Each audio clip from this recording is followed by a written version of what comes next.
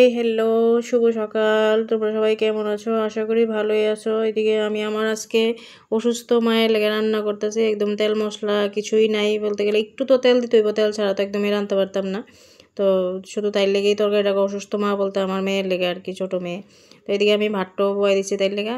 আর তরকারিটা দেখো একদম একটা আলু দিছি আর তেল মশলা তো কিছু বলতে কি তাই একটু একটু কিঞ্চিত দিছি, একদম একদম ছাড়া তো রাঁধতে পারতাম না।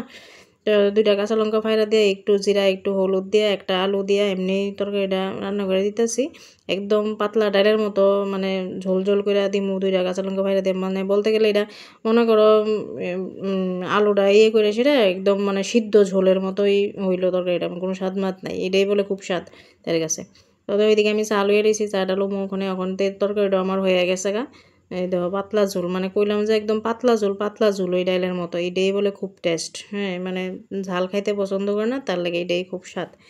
তো তাই শরীরটা খুব খারাপ, তার লেগে এরকম তরকারি খাওয়াইতেছি। পেটের প্রবলেম, ডাক্তার দেখাইলাম, রিপোর্টেও খুব খারাপ আইছে। তো সেই কারণে মানে তেল মশলা ছাড়া তরকারি দিতেছি আর কি। তো আমার চা ঠান্ডা হয়ে গেছে, কিছু করার নাই, এখন আর গরম করানোর সময় নাই।